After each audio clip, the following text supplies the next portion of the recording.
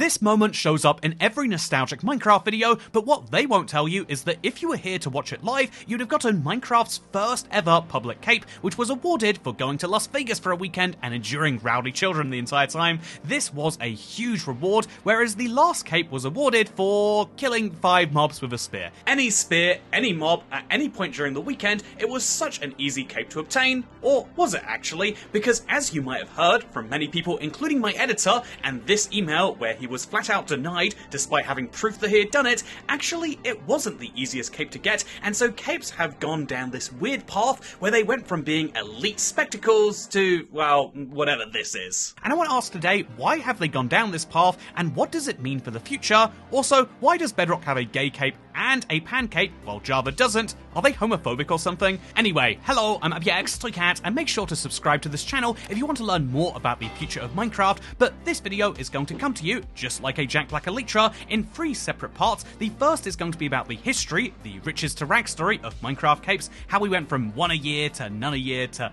a ton a year. The second is going to be about the problems that the current system has, and the third is going to be about what Mojang can actually do to fix that, because I think that optimistic solutions are great, and one of my favourite solutions is what they did for the very first cape, which was to hold a public vote. One of the very first ever votes, way predating the mob vote, was one where the Mojang on their super old blog post actually let people pick between these 5 designs, and you'll notice that number 2 was picked, but number 1 was actually later reused. But before we get there, what is the point of these capes? Why are people like me so obsessed with them? Well, simply put, a cape is a purely visual part of a Minecraft skin that you can equip from the Minecraft launcher, and it has absolutely no effect on gameplay whatsoever, and so the reasons to care if you like Minecraft officially are none. However, if you've ever sat in traffic behind someone who's paid to have those fancy turn signals installed in their car, you'll know that even if you don't get to see it and it doesn't have any functional difference, people are willing to go through a lot of work for a cosmetic. And so when I first started playing the game in late 2010, I actually looked at all of the capes available at the time and thought, these are so cool, but actually unobtainable. I mean, the millionth customer cape is great,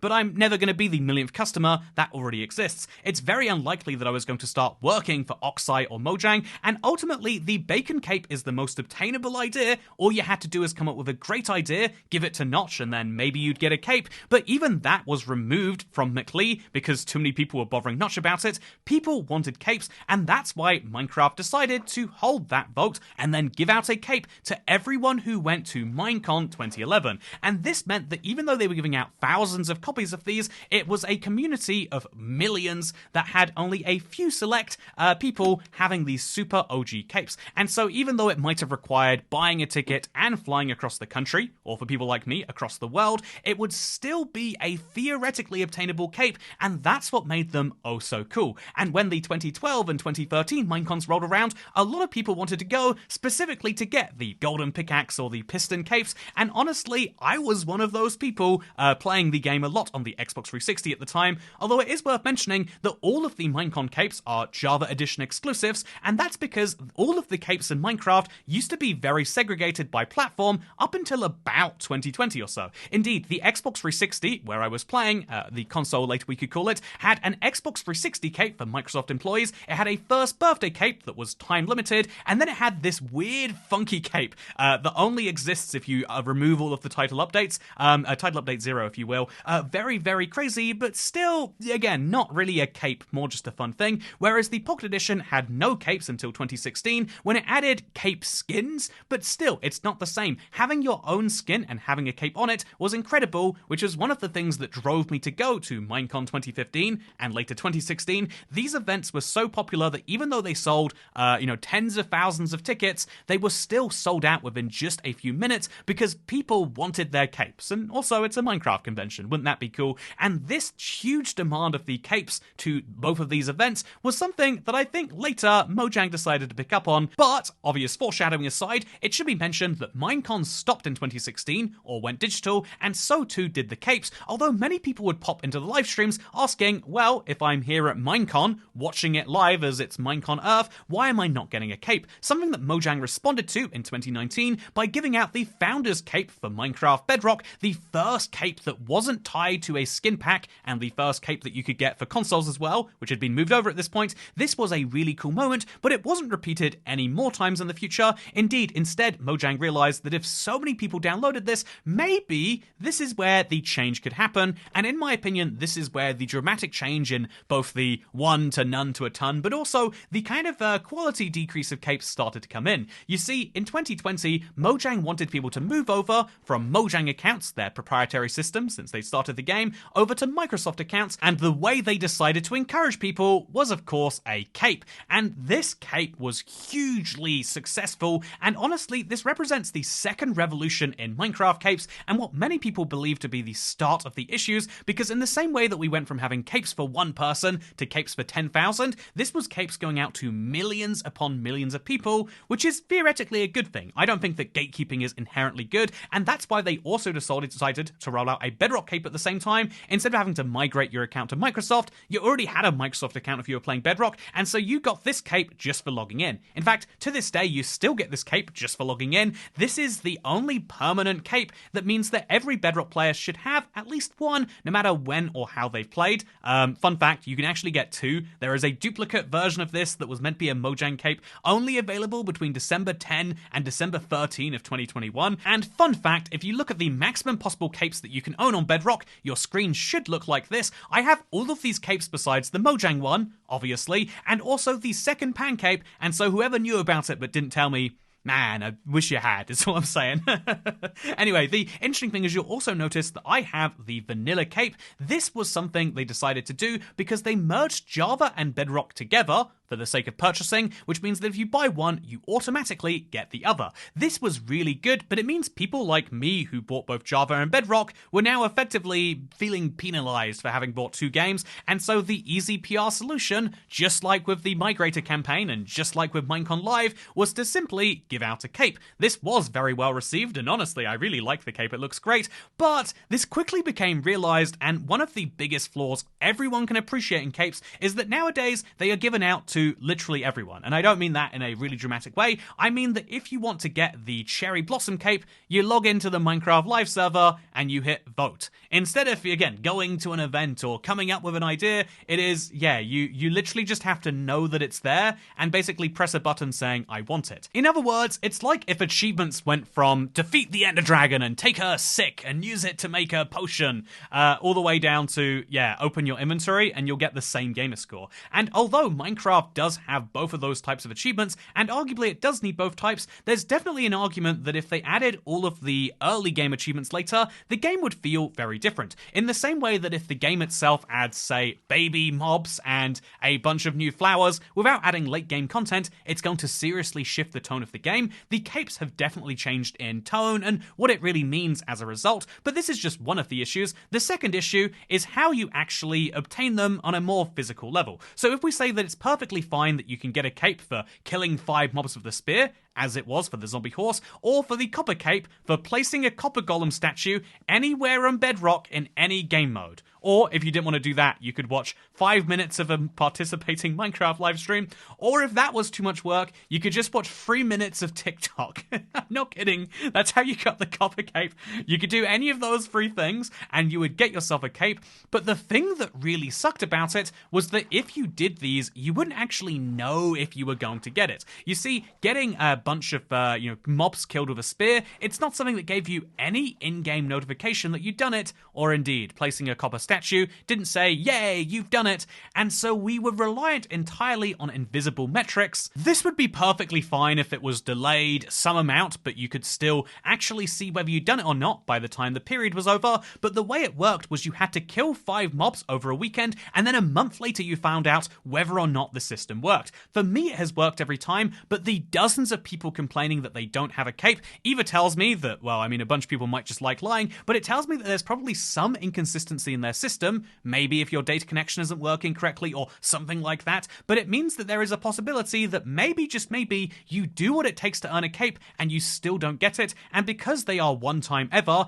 and seen as so easy to get, if you don't have a cape that 90% of the community does, you're gonna feel like a bit of an idiot, or indeed a bit cheated, because everyone has this cape that you don't have for reasons outside of your own control. So that's kind of bad by itself, but the third reason it's bad is because, did you hear me earlier when I said you could watch a TikTok live stream? This is pretty weird in my opinion, but it's even weirder that there's a whole cape the followers cape, which was specifically given to anyone watching TikTok. The only way to get this cape was to watch Minecraft streams on TikTok, and to be fair, I did host my own TikTok stream, so I'm the one contributing to this whole problem, you could argue. But ultimately, I think that capes went from being something that represented something cool you did in the Minecraft community to just meaning here is something Minecraft wants you to do. To boost their numbers on TikTok or Twitch, you could get one of these capes for the 15th anniversary. To encourage more people to watch the Minecraft movie, they gave out this cape, and then for some reason also this cape, and then for some reason made a third cape with Jack Black's face on it.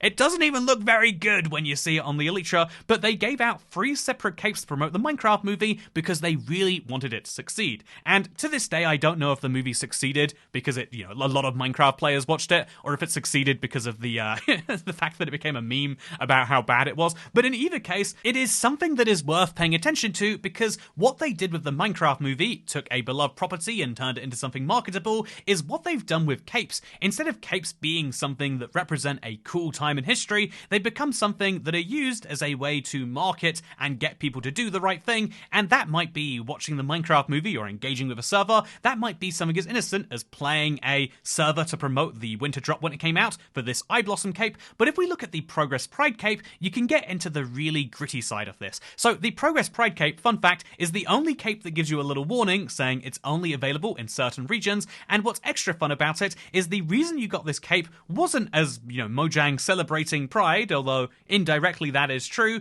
It was in 2023, back before that became unpolitically popular, but what's interesting is this was given out not just to celebrate Pride, but specifically to encourage the Pride 2023 sale. Yeah, that's right, Pride is nothing unless you're also buying things at the same time, and so to encourage people to check out the marketplace and buy the Pride sale, then obviously what you have to do is you gotta make a cape for that. And honestly, is that not the cynical problem that we've just spoken about with the rest of this? Instead of being an organic way to represent love of something, it's become a kind of pay into something system, and ultimately this is a problem for Mojang, and I think it's one that's hard to solve, because part 3 of this video is the hardest. What is the solution? And it's not easy, because Minecraft does have a Minecon equivalent now, an in-person event that only tens of thousands of people can go to. It's called the Minecraft Experience, and fun fact, I actually got a Minecraft Experience cape for everyone on my team. One of the weird things that's happened over the years of this channel,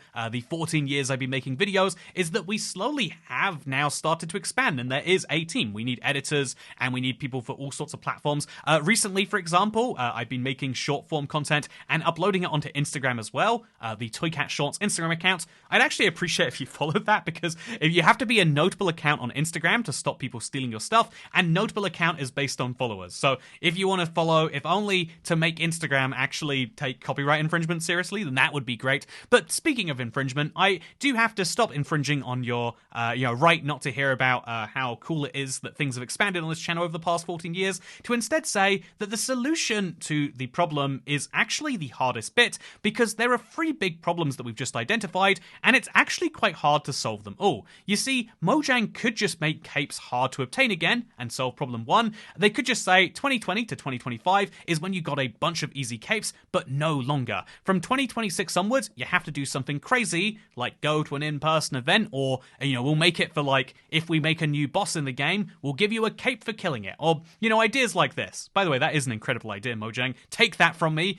You don't have to give me a cape for it, I swear. But what I think is crazy, give me the cape for actually doing the thing. But what I think is fun is that Mojang could, in theory, make a really hard to obtain cape and make that the new norm. But I also think this makes it harder for them to promote the actually cool things they're doing, like updates or the Minecraft theme park.